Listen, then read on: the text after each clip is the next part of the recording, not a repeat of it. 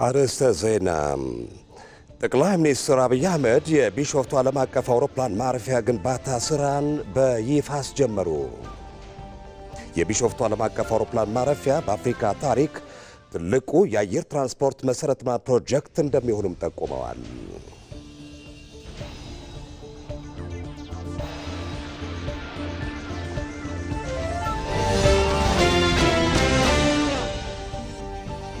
ከኢትዮጵያውያን ታሪክ ባህልና ስነ ልቦና የሚቀዳ ኢትዮጵያዊ ዲሞክራሲ ለመገንባት የመደመር መንግስት እየሰራ ይገኛል።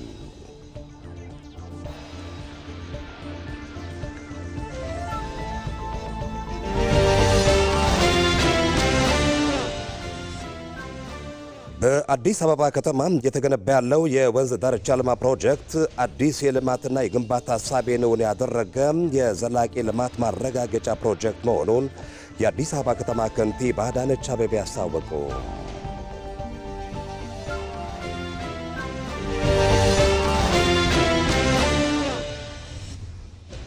በኢትዮጵያ ብሮድካስቲንግ ኮርፖሬሽን እየተዘጋጀ የሚቀርበው አዳዲስ የሥራ ፈጣሪዎች የሚሳተፉበት ነጋ ድረስ የፍጻሜ ውድድር ነገ ይካሄዳል።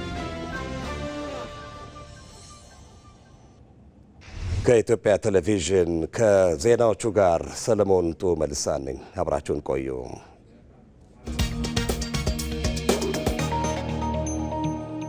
እንወያይ፣ እንነጋገር። ከጠረጴዛ ውጪ የሆነ አጀንዳ የለም። ሁሉም አጀንዳ አለኝ፣ ሁሉም ሰው አለኝ የሚለውን ጥያቄ ያቅርብ የሚል በዚህ ደረጃ አሳታፊ የሆነ ሀገራዊ ምክክር መድረክ ተዘጋጅቶ ስለማያውቅ በታሪካችን ይሄ ትልቅ የባህል ለውጥ አድርገን ማለት ነው። እንዲህ አይነት ምክክሮች ቀደም ብለው ድሮ መኖር የሚገባቸው ነበሩ። ግን ያለፉት ረጅም ዓመታት የነበረው ከመካከር ይልቅ የማያግባቡን ነገሮች ላይ ስንሰራ ቆይተናል። እስኪ እንመካከር ይፈታል ችግሩ። የትኛውንም የፖለቲካ አመለካከት ያዝ፣ የትኛውንም የፖለቲካ አቋም ያዝ፣ ሊያግባቡን በሚችሉት ላይ የራሳችን የሆነ አሻራ ማሳረፍ መቻል አለብን። የራሳችን የሆነ አስተዋጽኦ ማድረግ መቻል አለብን። የኔ ያንተ የሱ የሷ የሁሉም ድምር ውጤት ነው አገርን ከፍ ሊያደርግ የሚችለው። ወደ መግባባት መተን ተነጋግረን ማንፈታው ነገር አይኖርም። ባህሉም አለን። አሁንም ደግሞ ቅንነትንና ለመፈራረጅ ሳይሆን ለመፍታት የምንሄድበትን አግባብ በቅንነት ማየት ይኖርብናል። አገራችንን ከምንም በላይ ያስቀድመን ማለት ነው። የብዙሃን እናት የዚህ ምክክር ዋነኛ ዓላማ ከተቃርኖ ይልቅ ተዛምዶን ለማጠናከር ነው። በብሔሮች መካከል፣ በቋንቋዎች መካከል፣ በባህል መካከል፣ በሃይማኖት መካከል ካሉ ተቃርኖዎች በላይ ተዛምዶች ስለሚበዙ እነሱን አጉልተው ለማውጣት ነው።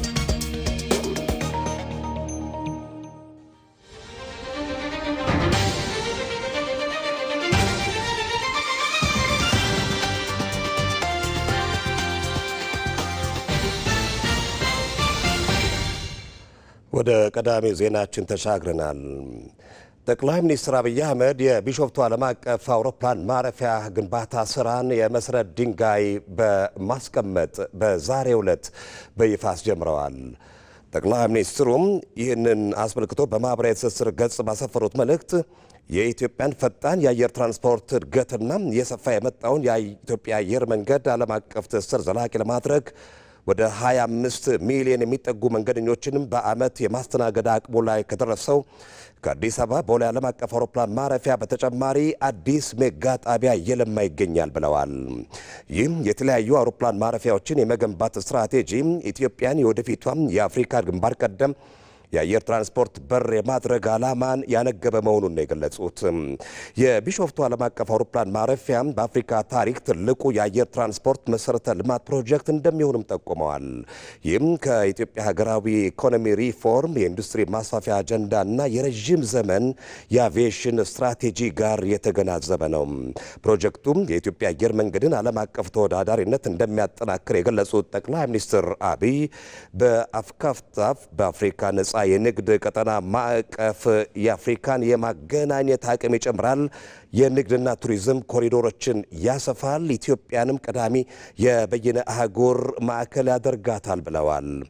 ከአዲስ አበባ ደቡብ ምስራቅ 40 ኪሎ ሜትር አካባቢ የምትገኘውና 1910 ሜትር ከፍታ ያላት ቢሾፍቱ ለአውሮፕላኖች ስራም የተመቸ ከባቢ ያላት ሲሆን መዳረሻቸውን ኢትዮጵያ ላደረጉም ሆነ ለትራንዚት መንገደኞች ብቁ ሁኔታ ያላት ናት። ለመዲናችን ያላት ቅርበት ከነባሩ የአየር ትራንስፖርት ምህዳር ጋር በቀላሉ የተዋሃደ አሰራር እንዲኖር ምቹ ሁኔታ እንደሚፈጥርም ጠቁመው የመጀመሪያው ምዕራፍ የአውሮፕላን ማረፊያ ስራ በዓመት 60 ሚሊዮን ተጓዦችን የሚያስተናግድ ሲሆን ሲጠናቀቅም አፍሪካን ከዓለም ቀዳሚ የአየር ትራንስፖርት መናኸሪያዎች አንዷ የሚያደርጋትን በዓመት 110 ሚሊዮን መንገደኞችን የማስተናገድ አቅም ላይ ይደርሳል።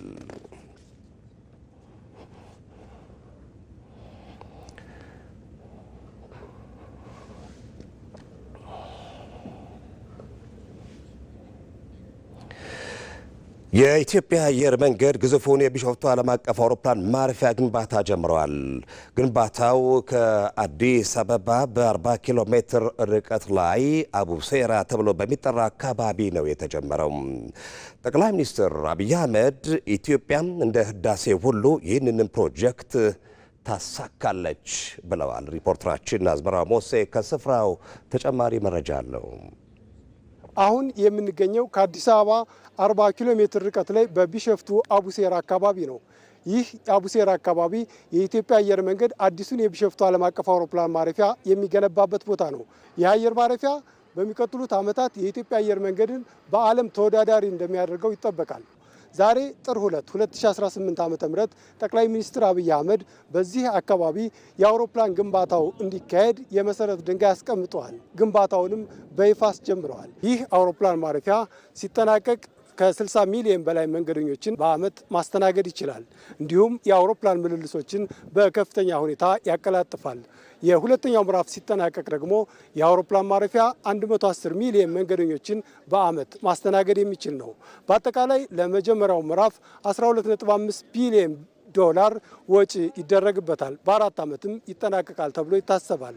የቢሾፍቱ ዓለም አቀፍ አውሮፕላን ማረፊያ በሁለት ምዕራፍ የሚገነባ ሲሆን የመጀመሪያው ምዕራፍ ከተጠናቀቀ በኋላ ሁለተኛው ምዕራፍ ሲጠናቀቅ ደግሞ 110 ሚሊዮን መንገደኞችን ማስተናገድ የሚችል ነው። ጠቅላይ ሚኒስትር አብይ አህመድ ዛሬ እንዳሉት ይህ የቢሾፍቱ ዓለም አቀፍ አውሮፕላን ማረፊያ ሲጠናቀቅ የኢትዮጵያ አየር መንገድን የአፍሪካ በርነት የሚያጠናክርና የዓለም አቀፉን የኢኮኖሚ ሁኔታ የሚወስን እንዲሁም ኢትዮጵያ ከዓለም አቀፉ ግንኙነት ጋር በተሻለና በተጠናከረ መንገድ የሚያጠናክር እንደሆነ ገልጸዋል። ጠቅላይ ሚኒስትሩ አክለውም ከኢኮኖሚ አንጻር በቱሪዝምና በኢንቨስትመንት የኢትዮጵያ አየር መንገድ ከፍተኛ ድርሻውን የሚወጣበት እንዲሁም ደግሞ ዓለም አቀፋዊ እውቅናውን የሚያገኝበትና ተቀባይነቱን የሚያጠናክርበት ሁኔታ በዚህ አየር ማረፊያ ምክንያት ይፈጠራል ሲሉ ገልጸዋል። ይህ የቢሾፍቱ ዓለም አቀፍ አውሮፕላን ማረፊያ በሚቀጥሉት 4 ዓመታት ሲጠናቀቅ ለአካባቢው ማህበረሰብም ከፍተኛ ኢኮኖሚያዊ ጥቅም እንደሚያስገኝ ተገልጿል። ከዚህ አካባቢ ለዚህ አውሮፕላን ማረፊያ የተነሱ ከ2700 በላይ አርሶ አደሮች የራሳቸው መኖሪያ ቤት ተገንብቶላቸውና ኑሯቸውን የሚደግፉበት የኢኮኖሚ አውታሮች ተዘርግተውላቸው ከ350 ሚሊዮን ዶላር በላይ ወጡባቸው ተገንብተውላቸዋል። በዚህም ደስተኛ መሆናቸው ተገልጿል። እናም በሚቀጥሉት ዓመታት የኢትዮጵያ አየር መንገድ ይደርስበታል ያለውን ከፍተኛ የሕዝብ ማመላለስና የአውሮፕላን ምልልስ ሂደት በዚህ በቢሾፍቱ ዓለም አቀፍ አውሮፕላን ማረፊያ እንደሚያሳካው ይጠበቃል። ዛሬ ጥር 2 2018 ዓ.ም የቢሾፍቱ ዓለም አቀፍ አውሮፕላን ማረፊያ ግንባታ በይፋ ተጀምሯል። በሚቀጥሉት 4 ዓመታት ይህ አውሮፕላን ማረፊያ ሲጠናቀቅ የኢትዮጵያን የአቪዬሽን ዘርፍ በከፍተኛ ሁኔታ የሚያሳድገው ይሆናል። ለዚህም ርብርብና ከፍተኛ ድጋፍ ከመንግስት እንደሚደረግለት ጠቅላይ ሚኒስትር አብይ አህመድ በመድረኩ ላይ ተናግረዋል።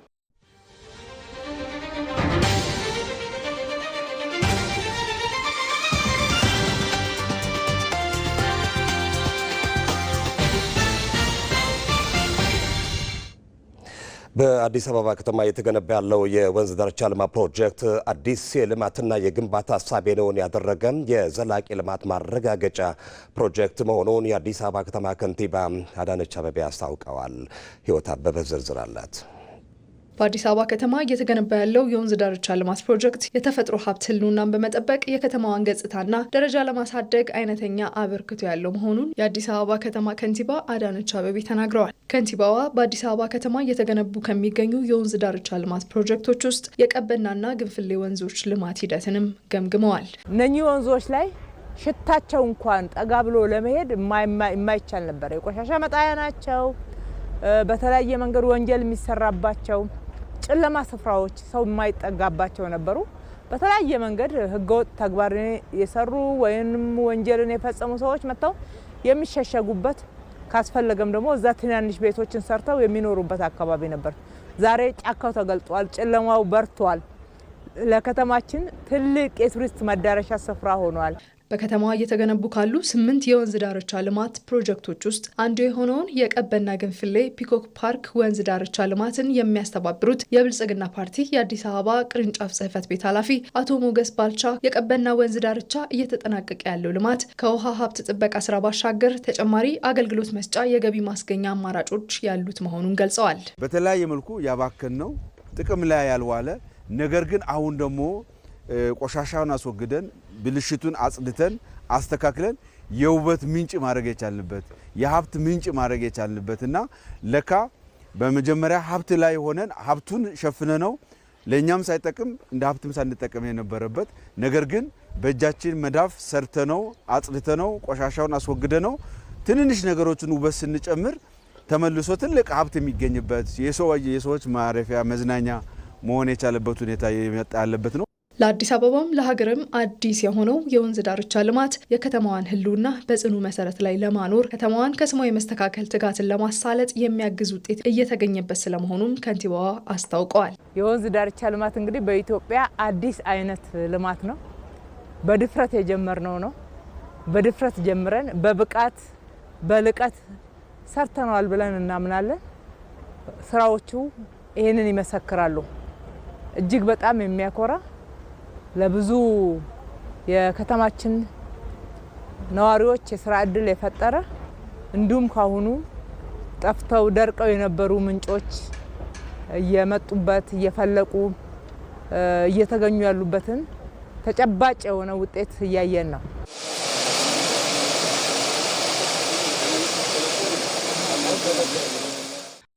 አሁን የምንገኝበት ደግሞ ቀበና ድልድይ ጋር ነው። እንደዚህ አይነት ግድብ አይታሰብም በአዲስ አበባ ውስጥ። ትልቅ ግድብ ሰርተናል። ትልቅ መዝናኛም ነው፣ የቱሪስት መዳረሻ ነው። ለአካባቢው ትልቅ የሆነ ጤናማ እይታንና ጤናማ መዝናኛ ቦታን የሚፈጥር ነው። እንደገና ደግሞ በከተማችን ላይ ያለውን የመጠጥ ውሃ ችግር ለመፍታትም ጭምር የተጠቀምንበት ነው ማለት ነው። ትልቁ ግድብ ነው የሚሆነው በከተማ። ፊት የማይሰጣቸውና ለልማት የተገለሉ የነበሩ የወንዝ ዳርቻዎች ዛሬ ላይ የብዙዎች አይን ማረፊያ ምቹ የአገልግሎት መስጫ ማዕከላት ሆነው መልማታቸውን የገለጹት ከንቲባዋ አልሚዎችና ባለሀብቶች እነዚህ የለሙ ስፍራዎችን ይጠቀሙባቸው ዘንድም ጥሪ አቅርበዋል። ብዙ አልሚዎች ወደዚህ ብትመጡ ሳትቀደሙ ጥሪ እናደርግላችኋለን። ይሄ ነገ የማይገኝ ስፍራ እንደሚሆን ምንም ጥርጥር የለንም። የመሀል ከተማውን ተብሎ የሚገለጽ አካባቢ ነበር። አሁን ዋናው መሀል ይሄ ሆኗልና ከዚህ በላይ ደግሞ ለማላቅ ባለሀብቶቻችን የግል አልሚዎች ያስፈልጉናል ማለት ነው። ልክ ከእንጦጦ ፒኮክ በሰራነው መንገድ ያደረጋችሁትን ተሳትፎ ኑ እዚህም ሌላ ሁለተኛውና ሌላኛው አማራጭ ተፈጥሮላችኋል ማለት እወዳለሁ። 8 ዋና ዋና የአዲስ አበባ ወንዞችን ያቀፈው 48 ኪሎ ሜትር የሚሸፍነው የወንዝ ዳርቻ ልማት ፕሮጀክት ግንባታ እየተጠናቀቀ መሆኑን ያስታወቁት ከንቲባዋ የግንባታ ሂደቱን እያስተባበሩ ላሉ አመራሮች፣ በግንባታው እየተሳተፉ ላሉ ሰራተኞች እንዲሁም ድጋፍ እያደረጉ ላሉ የከተማ ነዋሪዎች ምስጋና አቅርበዋል። የሕክምና ግብዓቶች ተደራሽነት፣ ፍትሐዊነት፣ ጥራትና ደህንነት ለማረጋገጥ ጠንካራ የጤና ቁጥጥር ስርዓት መዘርጋት አስፈላጊ መሆኑ ተገለጸ። የጤና ቁጥጥር ስርዓት ህብረተሰቡ ጥራቱን የጠበቀ የጤና አገልግሎት እንዲያገኝ ያስችላልም ተብሏል። የጤና ሚኒስቴርም ጠንካራ የጤና የቁጥጥር ስርዓት መዘርጋት ላይ የተከናወኑ ያሉ ስራዎችን ለመገምገምና ቀጣይ አቅጣጫዎችን ለማስቀመጥ ያለመ የውይይት መድረክ እያካሄደ ይገኛል። በዚህ ጉዳይ ላይ ተጨማሪ መረጃ የምታደርሰን ሪፖርተራችን ብሩክታዊት ተገኝ በቀጥታ መስመራችን ላይ ትገኛለች። እንደምን ውለሻል? የጤና ቁጥጥር ስርዓትን መዘርጋት ጥራቱን የጠበቀ የጤና አገልግሎት ተደራሽ በማድረግ በኩል በምን መልኩ ይሄ አገልግሎት ይረዳል ተብሎ ታስቧል?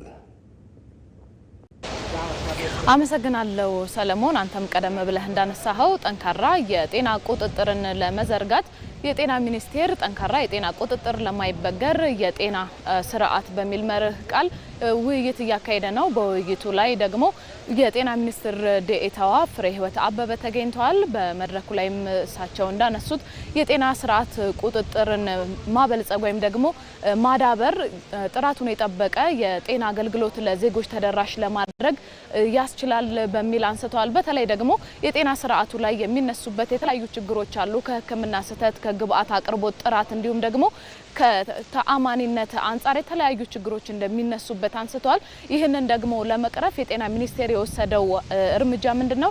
የጤና ቁጥጥር ስርዓትን ተግብሮ እሱንም ደግሞ በአፋጣኝ እንዲተገብሩ ሌሎች ተቋማትንም ደግሞ በማስተባበር መስራት ነው። ይህንን እውን ለማድረግ ደግሞ እንደ ሀገር 115 የሚደርሱ የተለያዩ አስገዳጅ ደረጃዎችን እንዳወጣ አንስተዋል። በተለይ ደግሞ እነዚህ ደረጃዎች ከመድኃኒት ጋር የተያያዙ ከሕክምና ግብአቶች ጋር በተያያዙ ከውጭ ሀገር የሚገቡም ቢሆኑ እንዲሁም ደግሞ ሀገር ውስጥም የሚመረቱ ግብአቶች ደረጃቸውን የጠበቁ እንዲሆኑ ፈዋሽነታቸውም ደግሞ የተረጋገጠ እንዲሆን ለማስቻል የጤና ቁጥጥር ስርዓትን ተግብሮ እየተሰራ ይገኛል ብሏል። ይህ የጤና ቁጥጥር ስርዓት ደግሞ ተግባራዊ መሆኑ አንደኛ ዜጎች በጤና ተቋማት ላይ የሚኖራቸውን አመኔታ ከፍ ያደርጋል ተብሏል። ሁለተኛ ነገር ደግሞ ወደ ሀገር ውስጥ የሚገቡ መድኃኒቶች እንዲሁም ደግሞ በሀገር ውስጥ የሚመረቱ መድኃኒቶች ፈዋሽነታቸው እንዲረጋገጥና ደህንነቱ የጠበቀ የጤና አገልግሎት ለዜጎች ተደራሽ ለማድረግ ያስችላል ብለዋል። በዛም ላይ ደግሞ ብዙ ጊዜ የሚነሱ ከሕክምና ስህተት ጋር ተያይዘው የሚነሱ ችግሮችን ደግሞ ለመቅረፍ የጤና ባለሙያዎችን ደግሞ ብቃት በመመዘን እንዲሁም ደግሞ ሰርቲፊኬሽን በመስጠት ዜጎች የሕክምና አገልግሎት ሲያገኙ ደረጃቸውን በጠበቁ እንዲሁም ደግሞ ብቁ በሆኑ ባለሙያዎች እንዲያገኙ ያስችላል ተብሏል። ስለዚህ እንደ ሀገር የጤና ቁጥጥሩ ለማዳበር የተለያዩ ስራዎች ተሰርተው ተግባራዊ እየተደረጉ ይገኛሉ ብለዋል። ከነዚህ ውስጥ ደግሞ ፖሊሲዎችን፣ ስትራቴጂዎችን በመንደፍ እስከ ታችኛው የጤና እርከን ድረስ ተግባራዊ እንዲደረግ ማስቻል ነው ብለዋል። በሌላ በኩል ደግሞ በመድረኩ ላይ የተገኙት የምግብና መድኃኒት ባለስልጣን ዋና ዳይሬክተር ሄራን ገርባ ነበሩ። እሳቸውም እንዳሉት በተለይ ደግሞ ፈዋሽነታቸውና ደህንነታቸው የተረጋገጡ የሕክምና ግብአቶች እንዲሁም ደግሞ የመድኃኒት አቅርቦቶች ለዜጎች ተደራሽ መሆን እንዲችሉ ከሕክምና ግብአቶች ከሚመረቱባቸው ቦታዎች ጀምሮ ከአምራቾችም ጋር በተያያዘ የሚነሱ ችግሮችን ለመፍታት የተለያዩ የጥራት ደረጃን በማውጣት በዛ ጥራት ደረጃ መሰረት እንዲመረቱና ወደ ገበያም ሲቀርቡ ደግሞ ይህንን ጥራት እንደጠበቁ ሆነው ለተገልጋዮች እንዲደርሱ የተለያዩ የጥራትና ቁጥጥር ስራዎች እየተሰሩ ይገኛሉ ብለዋል። ይህንንም ደግሞ የጤና ቁጥጥሩን ለማዳበር የሚመለከታቸው አካላት ሁሉ በጋራ መስራት ይኖርባቸዋል ብለዋል። ይህን ይመስል ነበረ ሰለሞን። አመሰግናለሁ ብሩክታዊት። መልካም ጊዜ። ስለ ሀገር በኢትዮጵያ ቴሌቪዥን ብቻ ጠብቃችሁ እንድትከታተሉት ከወዲሁ እንጋብዛለን። ከኢትዮጵያውያን ታሪክ ባህልና ስነ ልቦና የሚቀዳም ኢትዮጵያዊ ዲሞክራሲ ለመገንባት የመደመር መንግስት እየሰራ ይገኛል። ልዩነቶችን እንደ ጸጋ በመመልከት የጋራ ሀገራዊ ማንነት ለመገንባት ሀገር በቀል ዲሞክራሲን ለማጽናትም ወሳኝ ነው። ምንተስኖት ይልማ የሀገር በቀል ዲሞክራሲ ግንባታ ጉዞ ምን ይመስላል ሲል ተከታዩን ዘገባ አዘጋጅቷል።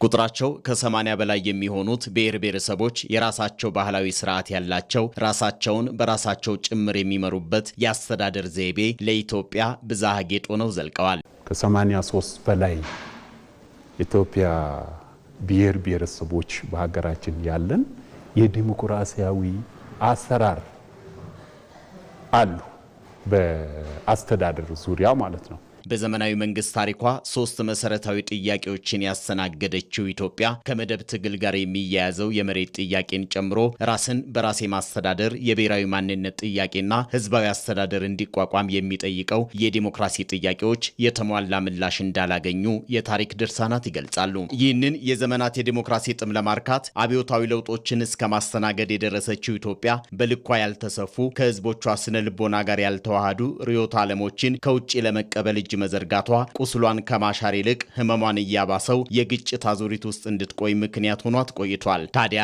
ይህ ሁሉ እያለን እንደሌለን ለምን ሆነን? ባይዘወይ አለመታደል ነው እንጂ አሁን እንደምሳሌ ከምናስቀምጣቸው መንግስታት በፊት መንግስት የነበረን ሀገር ነን እኛ።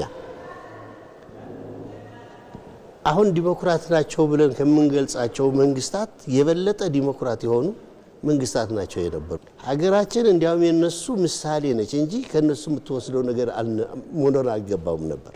ለምሳሌ ዲሞክራሲያዊ ስርዓት መስራች ግሪክ ነች ትባላለች ከነ ቋንቋው። ግሪክ አሁን ጭቆና የለም ማለት ነው? አሜሪካ ጭቆና የለም ማለት ነው እንዴ? ሴቶች የማይመረጡበት ጥቁሮች የማይመረጡበት አካባቢ እኮ ነበር አለ።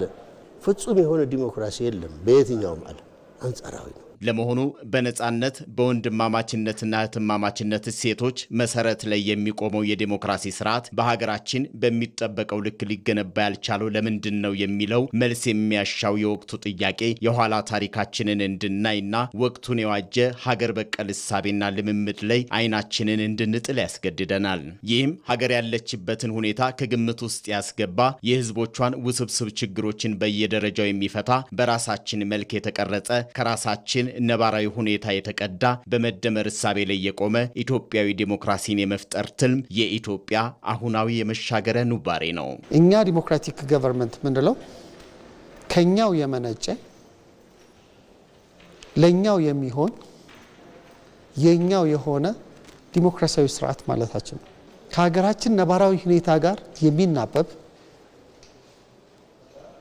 እና ለህልሞቻችን መሳሪያ የሆነ ማለት ነው። ስለዚህ ከሀገራዊ ነባራዊ ሁኔታ ከሀገራዊ ፍላጎት ከሀገር ታሪክ ከነበርንበትም ካለንበትም መድረስ ከምንችለው ጋር የሚናበብ የዲሞክራሲያዊ ስርዓት ትናንትን በሚዛኑ ዛሬም በትጋት ነገም በተስፋ የሚመለከት ስርዓት ማለት ነው።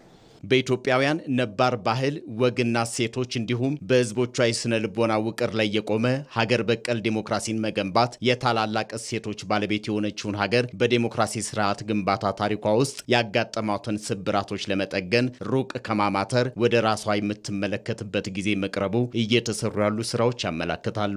ሌላኛው ጠንካራ የዲሞክራሲ ባህልና ስርዓት የሚገነባው ጠንካራ የዲሞክራሲ ተቋማት ሲፈጠሩ በመሆኑ ኢትዮጵያ ባለፉት 7 ዓመታት በዲሞክራሲ ተቋማት ግንባታ ሂደት ውስጥ ሁለንተናዊ የሪፎርም ስራዎችን ስታከናውን ቆይታለች። በተለይ በጸጥታ፣ በፍትህ፣ በሲቪልና የሚዲያ ተቋማት እንዲሁም ብሔራዊ ምርጫ ቦርድ ህዝብን ማዕከል አድርገው እንዲሰሩ በመደገፍ ገለልተኛ ተቋማትን በመፍጠር ረገድ ተጨባጭ ውጤት ተመዝግቧል። በኢትዮጵያ ፖለቲካል ታሪክ ውስጥ ካሳለፍናቸው የቅርብ ጊዜ ታሪኮቻችን እንደምንመለከት ከውጭ እስከነ ሙሉ ቅርጾቻቸው ኢምፖርት ያደረግናቸው አይዲዮሎጂዎች በግጭት ውስጥ እንድንቆይ እድገታችንን እንዳናፋጥን ምክንያት ሆነው ቆርተዋል። ለውጡ ካመጣቸው አንዱ ትልቁ ብስራት ሀገራዊ መፍትሄን መሰረት ያደረገ የሀገራዊ ነባራዊ ሁኔታ ጋር የሚናበብ በሀገራችን ውስጥ የሀገራችን ችግርና ፈተና የተነተነ ሀገራችን ያለፍንበትን ታሪክ ያገኘናቸውን ድሎችን ለማጠናከር ውስንነቶችን ለማረም የሚያስችል ሀገር በቀል ለኢትዮጵያውያን በኢትዮጵያውያን የሆነ የዲሞክራሲ ስርዓት ለመገንባት እየተጋን እንገኛለን።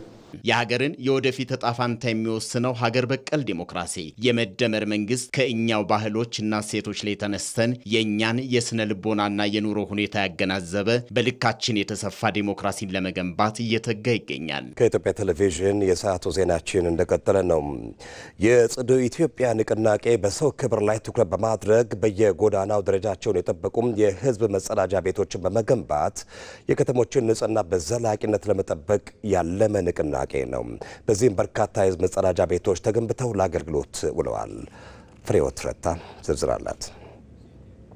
ንጹህ አየር፣ ውብ ጎዳናዎችና ለዓይን የሚማርኩ አረንጓዴ ስፍራዎች የኢትዮጵያ ከተሞች መታወቂያ እየሆኑ ነው። ውብና ጽዱ አካባቢ የጤናማ ኑሮ መሰረት ደግሞም የስልጣኔ መገለጫ ነው። ኢትዮጵያ የያዘችው የጽዱ ኢትዮጵያ ምዕራፍ ከተሞችን ከማደስ ባለፈ የነዋሪዎችን የአኗኗር ዘይቤና ባህል እየቀየረ ይገኛል። ይህ እንቅስቃሴ ተራ የጽዳት ዘመቻ ሳይሆን ለቀጣዩ ትውልድ የምትተላለፍ ኩሩና ሳቢ ሀገር የመገንባት ታላቅ ራዕይ አካል ነው። ጽዱ ኢትዮጵያን ለመስራት ከቅርብ ጊዜ ወዲህ አንዳንድ ስራዎች መጀመራቸው ይታወቃል።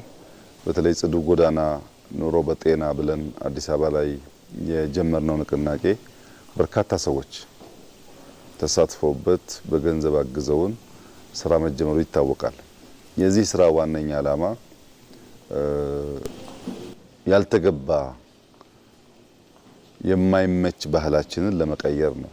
ኢትዮጵያውያን ከየት እንደተጀመረ ባይታወቅም በከተማ ውስጥ በአውራ ጎዳና ላይ በየቦታው ሰው እያየን እንጸዳዳለን። ያ ደግሞ አሁን ከምናስበው እድገትና ጉዞ ጋር ከጤናም ከባህልም አንጻር ተቀባይነት ያለው ልምምድ አይደለም። የጽዳት ስራው በንግግር ብቻ የተገደበ አይደለም። በተግባርም ታላላቅ ፕሮጀክቶች እየተከናወኑ ነው። በአዲስ አበባና በሌሎች ዋና ዋና ከተማዎች የሚታየው የኮሪደር ልማት ሰፋፊ የእግር መንገድ መሄጃዎች፣ የአረንጓዴ ስፍራዎችና የህዝብ መጸዳጃ ቤቶችን ያካተተ ነው። የጽዱ ኢትዮጵያ ንቅናቄ በዋናነት በሰው ክብር ላይ ትኩረት በማድረግ በየጎዳናው ደረጃውን የጠበቁ የህዝብ መጸዳጃ ቤቶችን በመገንባት የከተሞችን ንጽህና በዘላቂነት ለመጠበቅ እየተጋ ይገኛል።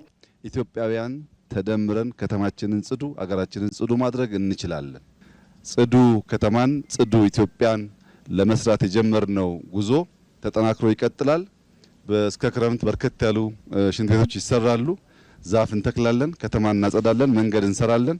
እኛ የምንቀና ሳንሆን የምናስቀና እንሆናለን። የአንድ ከተማ ጽዳት አስተማማኝ የሚሆነው በነዋሪዎቿ ንቁ ተሳትፎ ሲታገዝ ነው። ዛሬ ላይ ከቤት እመቤት እስከ ከፍተኛ የስራ ኃላፊዎች፣ ከተማሪዎች እስከ ነጋዴዎች እጅ ለእጅ ተያይዘው አካባቢያቸውን ሲያጸዱ ማየት የተለመደ ሆኗል። ይህ የጋራ ጥረት አካባቢን መጠበቅ የሁላችንም የዘውትር ባህል እንዲሆን ትልቅ መነቃቃትን ፈጥሯል።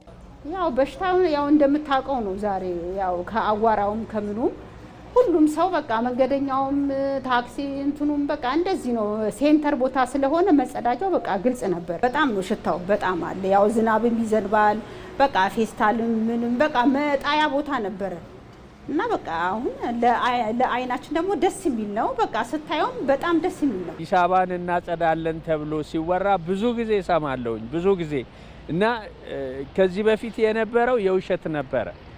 ሽንት ቤትና መጸዳጃ በየቦታው ሳይኖር ከተማ መጽዳት አይችልም በምንም ተአምር። ስለዚህ አሁኑ ጅምር በጣም አሪፍ ነው፣ በጣም የሚደገፍ ነው። ህብረተሰቡን የሚያሳተፉ ከዚህ በበለጠ በቅርብ ርቀት ሽንት ቤት መኖር አለበት። እንደዛ ሲሆን ነው ከተማ ሊጸዳ የሚችለው። ዛሬ የምንተክለው የጽዳት ባህል ነገ ለልጆቻችን የምናወርሰው ታላቅ ቅርስ ነው። መንግስት የጀመረው ይህ የተቀናጀ ጥረት ተጠናክሮ ሲቀጥል ኢትዮጵያ በቱሪዝም የምትመረጥና ለኑሮ ምቹ የሆነች ሀገር መሆኗ አይቀሬ ነው። የጽዳት ስራ የሁላችንም የቤት ስራ ነው። በኢትዮጵያ ብሮድካስቲንግ ኮርፖሬሽን የዘጋጀ የሚቀርበው ነጋድራስ የፍጻሜ ውድድር ነገ ይካሄዳል። ነጋድራስ አዳዲስ የስራ ፈጣሪዎች ዳጎስ ያለ ሽልማት የሚያገኙበት፣ የፈጠራ ስራዎችን የሚያስተዋውቁበት ልዩ ፕሮግራም ነው። ባየሙላት በዚህ ላይ ዝርዝር ይዟል።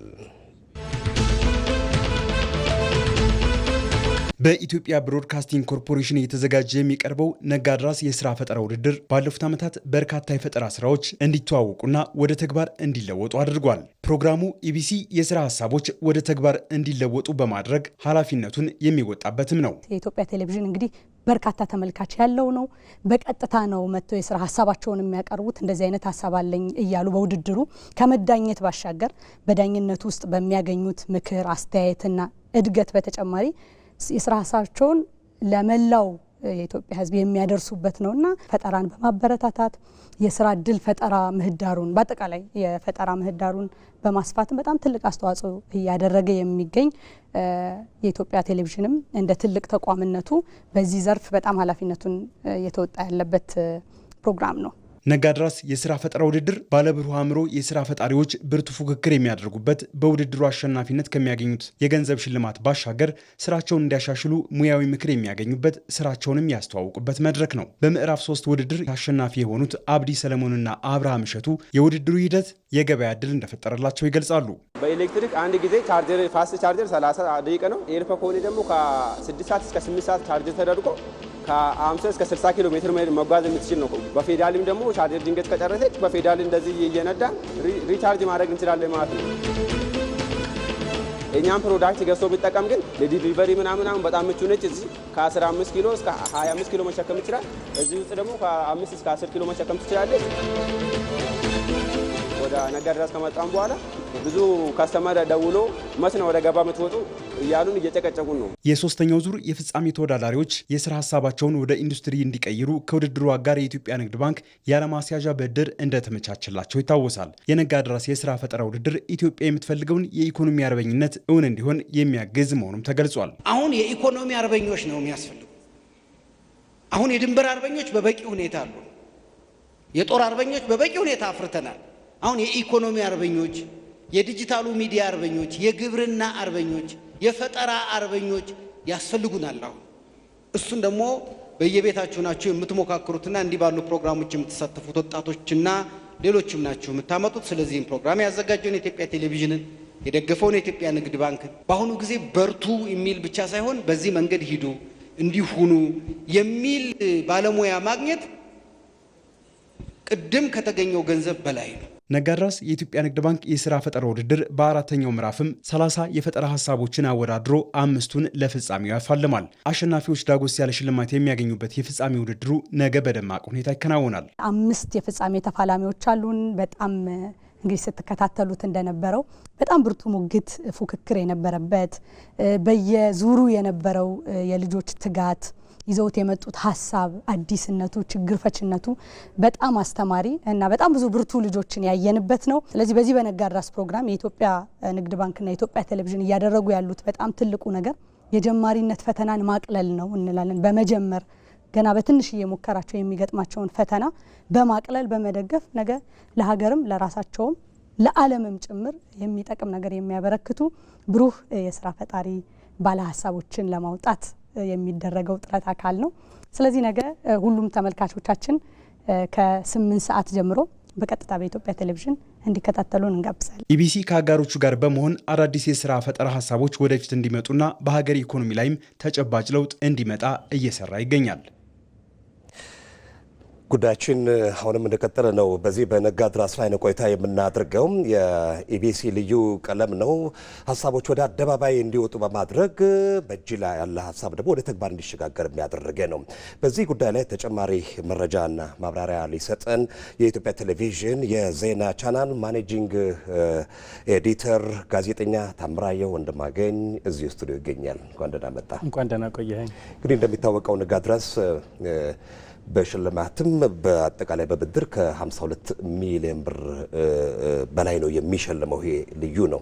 ፕሮግራሙ በይዘቱም በአቀራረቡም የተለያየ ነው። በርካቶች ወደ አደባባይ እንዲወጡ፣ ወደ አደባባይ ያመጡት ደግሞ ወደ ተግባር እንዲሸጋገሩ፣ ሌሎችም ደግሞ ሀሳብ ይዘው የተቀመጡ ወደዚህ እንዲመጡ፣ በጥቅሉ ደግሞ ኢትዮጵያ በዚህ ዘርፍ ተጠቃሚ እንድትሆን አስተዋጽኦ ያደረገ ነው።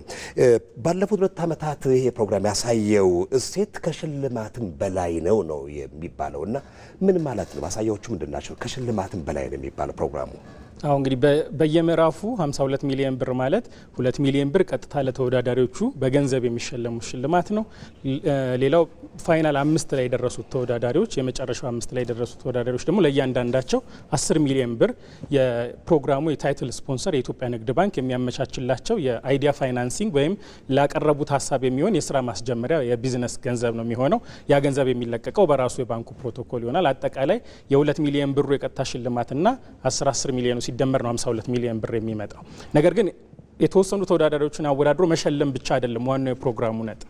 እንዳልከውም ትልቁ ጉዳይ ይሄ ፕሮግራም በሚዲያ የሚተላለፍ ፕሮግራም ስለሆነ በየቦታው በየቤቱ ያለው ሰው ይሄንን ሲመለከት ይነቃቃል። ባለፉት 2 ዓመታት የሚያየነው ይሄ ነው። መጀመሪያ አካባቢ ለውድድር ጥሪ ስናቀርብ ተመዝገቡ ጥያቄ ሲቀርብ የሚመጣው የነበረው ቁጥርና በኋላ ያለውን ስትመለከት ሰው ያለውን ተነሳሽነት ስትመለከት በከፍተኛ ሁኔታ እየጨመረ ነው። በተለይ መጀመሪያዎቹ ተሸላሚዎች ሲያዩ ውጤታማ መሆናቸውን ሲመለከቱ እነሱ እንደዚህ ከሆኑ እኔም ማድረግ እችላለሁ የሚል የመነቃቃት ስሜት ይኖራል። ከዛ ደግሞ ነገሩ ተጨባጭ መሆኑ ሀሳብ ወሬ ብቻ ሳይሆን በተጨባጭ መለወጥ የሚችል ስለሚሆን የማነቃቃት ድርሻው በጣም ከፍተኛ ነው። ማነቃቃት ብቻ ሳይሆን ደግሞ ማስተማር። ምክንያቱም እዛ ጋር የሚዳኙትን ዳኞች አይታቸው ከሆነ በጣም ከፍተኛ ልምድ ያላቸው ናቸው። በቢዝነስም በሀሳብም ጥሩ ልምድ አላቸው። የነዛ ሀሳቦች ትምህርታዊ ናቸው። ስለዚህ ሰው ይማራል ማለት ነው። ከራስ ውድቀትና ስኬት ብቻ ሳይሆን ከሰው ስኬትና ውድቀትም እንድትማር ያደርጋልና በማስተማር በማነቃቃት እና ተምሳሌት አርአያ በማሳየት ፕሮግራሙ ከፍተኛ እሴት ነበረው ማለት እንችላለን። ተወዳጅም ተፈላጊም ፕሮግራም እንደሆነ በግልጽ ይታወቃል። የተሰጠውን ትኩረት ምን ያህል እንደሆነ ያሳያል። እና ባለፉት 2 ዓመታት የፕሮግራሙ ተጽዕኖ የት ድረስ ነው ብለን ብንጠየቅስ? እንግዲህ መጀመሪያ ስንጀምር ብቻችንን ነበር የጀመርነው። ከዛ በኋላ ብዙ አጋሮች ፈልገው ነበር የመጡት። ግን በትልቅነት አጋር ከኢትዮጵያ ንግድ ባንክ ጋር ነው በጋራ የሚሰራው የኢትዮጵያ ብሮድካስቲንግ ኮርፖሬሽን። የፕሮግራሙን ተጽዕኖ ሰዎች በሚሰጡት ግብረ መልሶች መለካት እንችላለን። አንዱ ፕሮግራም ሲተላለፍ የሚመጣበት መንገድ ምክንያቱም ከገጠር ከከተማ ከሀገሪቱ ጫፍ ከማንጠብቃቸው ቦታዎች ጭምር በብዙ መንገድ ስታየው ብዝሃነትም የሚያንጸባረቅበት መንገድ አሁን እንደምታውቀው በሀገራችን ትልቅ እየተቀነቀነ ያለው ሀሳብ ፈጠራ የሚል ነው። ያንን የፈጠራ ሀሳብ ሁሉም ጋር እንዲሰርጽ ሁሉም ጋር ቅርብ እንደሆነ እንዲያስብ ማድረግ ችለናል እና ብዙዎች እየተነቃቁ ሁሉም ሰው የስራ ፈጠራ የሀገሪቱ ትልቁ ጉዳይ መሆኑን እንዲረዳ ያስቻልንበት ፕሮግራም ነው ብለን እናስባለን። የስራ ፈጠራ ጉዳይ የሆነ ጊዜ ተነጋግረን ምንቶ ጉዳይ አይደለም፣ የሁል ጊዜ አጀንዳ እንደሆነ ከሳምንት በቋሚነት በመደበኛ ነው በሚዲያ ይዘነው የምንመጣውና ያን ተጽዕኖ በአጀንዳነት ዘላቂ አድርገን ተጽዕኖ ፈጥረንበታል ብለን እናምናለን። ጋዜጠኛ ታምራየሁ ወንድም አገኝ የኢትዮጵያ ቴሌቪዥን በቴሌቪዥን የዜና ቻናሉ ማኔጂንግ ኤዲተር ስቱዲዮ ድረስ ለሰጠን ማብራሪያ በአድማጭ ተመልካቾች ስም ከልብ አመሰግናለሁ። እኔ አመሰግናለሁ። በሀላባ ብሔረሰብ ባህል ታሪክና ቋንቋ ላይ ያተኮረ አውደ ጥናት በሀላባ ቁሊቶ ከተማ እየተካሄደ ይገኛል። አውደ ጥናቱ በነገው ዕለት በአደባባይ የሚከበረው የብሔረሰቡ የዘመን መለወጫ የሴራ በዓልን ምክንያት በማድረግ የተዘጋጀ ነው። በመድረኩ የማህበረሰቡ የተለያዩ ሀገር በቀል እውቀቶች ላይ ያተኮሩ ጥናታዊ ጽሑፎችም ቀርበው ውይይትም ተደርጎባቸዋል። በዚህ ጉዳይ ላይ ተጨማሪ መረጃ ሊሰጠን ሪፖርተራችን ሚካኤል ገዙ ከሀላባ በቀጥታ መስመራችን ላይ ይገኛል። እንደምንላል በአውደ ጥናቱ ምን አይነት ሀሳቦች ተነሱ? አመሰግናለሁ ሰለሞን። እንግዲህ በሀላባ ብሔረሰብ ባህል ቋንቋና ታሪክ ላይ ያተኮረ አውደ ጥናት አንተም እንዳልከው በዚህ በሀላባ ቁሊቶ ከተማ እየተካሄደ ነው የሚገኘው። ይህ አውደ ጥናት በዋነኛነት በነገው ቀን የብሔረሰቡ የዘመን መለወጫ የሆነው የሴራ ዘመን መለወጫ በዓልን ምክንያት በማድረግ የተዘጋጀ ነው። እንግዲህ በአውደ ጥናቱ የፌዴራል የክልል እንደዚሁም ደግሞ በማህበረሰቡ የተለያዩ ሴቶች ላይ ጥናት ያደረጉ ተመራማሪዎች በዚህ አውደ ጥናት ላይ እየተሳተፉ ነው የሚገኙት። በአውደ ጥናቱ በዋነኛነት እንግዲህ በተለያዩ ርዕሰ ጉዳዮች ላይ ትኩረት ያደረጉ የጥናት ሪፖርቶች ቀርበው ውይይት የተደረገባቸው ነው የሚገኘው። በዋነኛነትም እንግዲህ ከቋንቋ ልማት አንጻር የሀላቢሳ ቋንቋን ለማሳደግና የቋንቋን ተጠቃሚነት አውዶቹን ለማስፋት የተከናወኑ ስራዎች እና ከዚህ ቀደም የነበሩ ችግሮች በጥናታዊ ጽሑፎች ተዳሰው ቀርበዋል። በፊልም በሌሎችም በባህላዊ ሙዚቃዎች በሌሎችም ጉዳዮች ላይ ቋንቋውን ለማስተዋወቅ ባህሉን ለማስተዋወቅ የተሰሩ ስራዎች ትልቅ መሆናቸው ተገልጿል። ከዚህ ባለፈ ደግሞ በ2013 በተለይ የሀላቢሳ ቋንቋን የማስተማሪያ ቋንቋ እንዲሆን በዞኑ በተለያዩ ትምህርት ቤቶች በመጀመሪያ ደረጃ መጀመሩ እንደ አንድ ትልቅ ስኬት ተደርጎ የሚታይ መሆኑ በጥናት ሪፖርቱ ላይ ተመላክቷል። ከዚህ ባለፈ ከባህል ልማት አንጻርም የተለያዩ የማህበረሰቡን ባህል ለማስተዋወቅ የሚያስችሉ ስራዎች በስፋት መሰራታቸው እንዲሁ በተለያዩ አጥኞች በሪፖርቱ ተካተው በጥናታቸው ላይ ተካተው መመልከት ችለናል።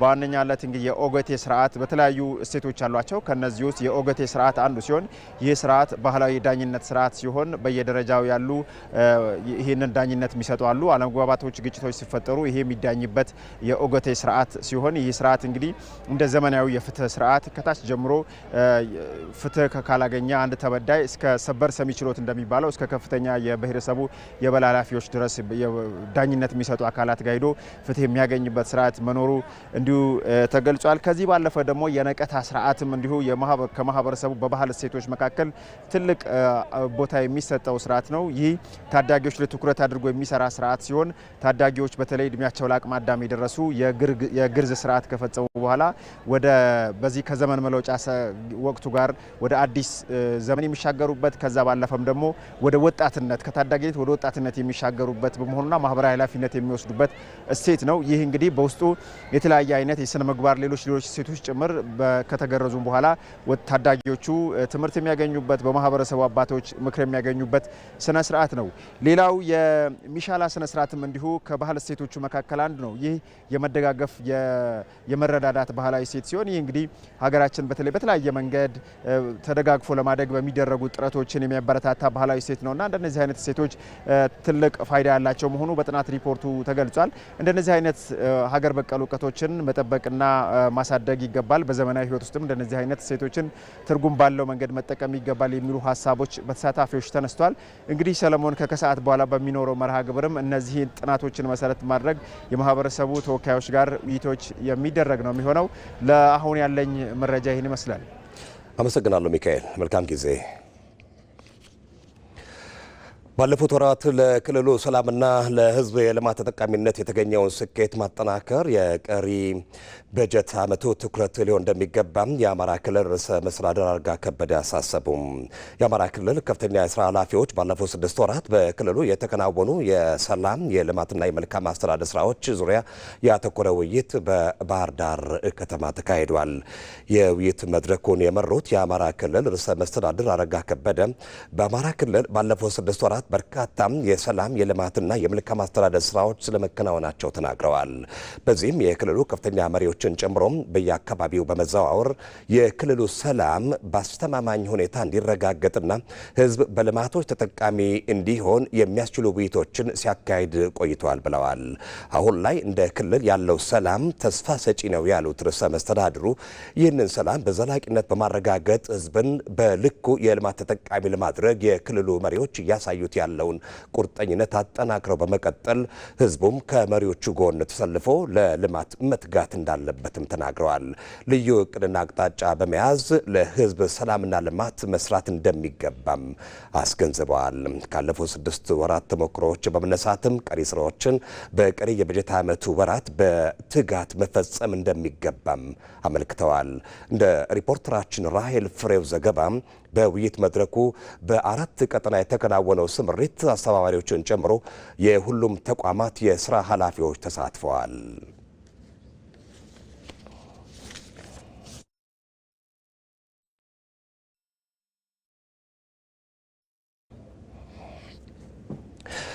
የመደመር መንግስት የዛሬዋን ኢትዮጵያን ለማጽናት የነገዋን ኢትዮጵያ ለመስራት ታሪካዊ ስብራቶች ለመጠገን እየሰራ ነው። ኢትዮጵያ ለምን ወደ ኋላ ቀረች የሚል ጥያቄን በመመለስ ውስጥም የመደመር ትውልድ ሁለንተናዊ ተሳትፎ እንዲረጋገጥም ጥረት በማድረግ ላይ ነው። ለመሆኑም ታሪካዊ ስብራቶቻችንን ለመጠገን የመደመር መንግስት እርምጃዎች እንዴት ይገለጻሉ? ሀብታሙ ተክለስላሴ በዚህ ጉዳይ ላይ ተጨማሪ መረጃ ይዘዋል። እንደ ህዝብ አንገት ያስደፉን፣ እንደ ሀገር ከከፍታና ልዕልናችን ዝቅ ያደረጉን፣ ለዛሬ ተርፈው መግባባት እንዲርቀን መስማማት እንዳይቀርበን ያደረጉ የታሪክ እንክርዳድ የስሁት መንገድ ውጤቶችን ኢትዮጵያ አስተናግዳለች። የመደመር መንግስት እነዚህን ዕዳ ይላቸዋል። ሊታረቁ፣ ሊቀረፉ፣ ሊታረሙ የሚገባቸው የታሪክ እድፎች፣ ለመጠላለፋችን መነሻ ከሆኑ ታሪኮች ዓለም በየት በኩል አልፎን ነው ብለን እንድንጠይቅ እስከሚያስገድዱን የቁዘማና የድንዛዜ ጊዜያት የመደመር መንግስት ሁሉንም እንደ ስብራት ይመለከታቸዋል። አዲሲቷ የመደመር መንግስት ኢትዮጵያ ይሄው ስብራት ካልተጠገነ፣ ቁስሉም ጠግጎ ካልዳነ እውን አትሆንም፣ ብትሆንም አትጸናም ብሎ ያምናል። እናም ያለፈውን ስህተት ማረም፣ የዛሬዋን ኢትዮጵያ ማጽናት፣ የነገዋን ኢትዮጵያ መስራት ማጠንጠኛው አድርጓል። መሪዎቹ ማስተካከል፣ ማስፋትና ማበርከት በሚል 3 ፍሬ ነገሮች ታስረው ሊታዩ ይችላሉ። ማስተካከል የሚለው በትናንትና ጉዟችን ግለሰብ፣ ቤተሰብ፣ ብሔረሰብ፣ ሀገር፣ አህጉር ስህተት እየፈጠረ ስለመጣ ያንን ስህተት ማስተካከል የመደመር ትውልድ ኃላፊነት እንደሆነ ያነሳል። ሁለተኛው ማስፋት ነው።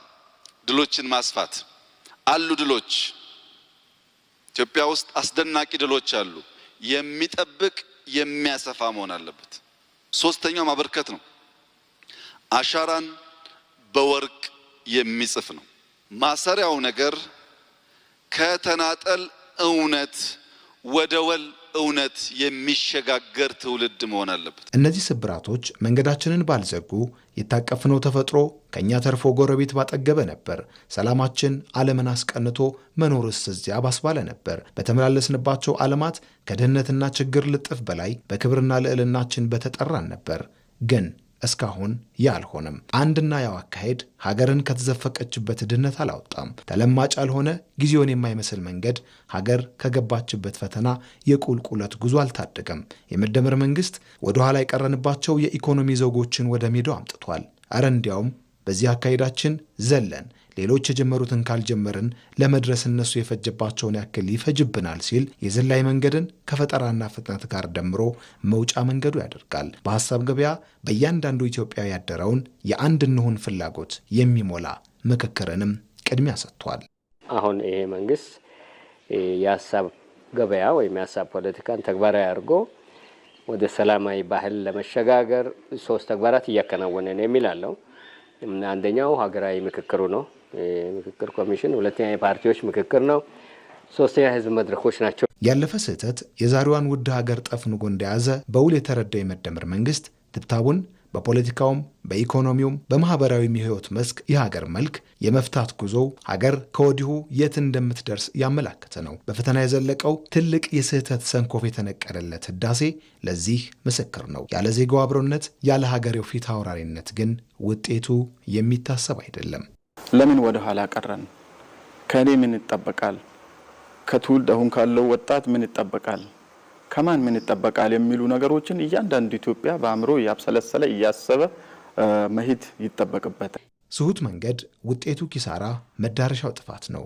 የመደመር መንግስት ማረቅና ማረሙን ሲቀጥል የመደመር ትውልድ እንደማይደግመው ብቻ ሳይሆን ቁንጮውን በማረም ውስጥ የአንበሳውን ድርሻ እንደሚወጣ በመተማመን ነው።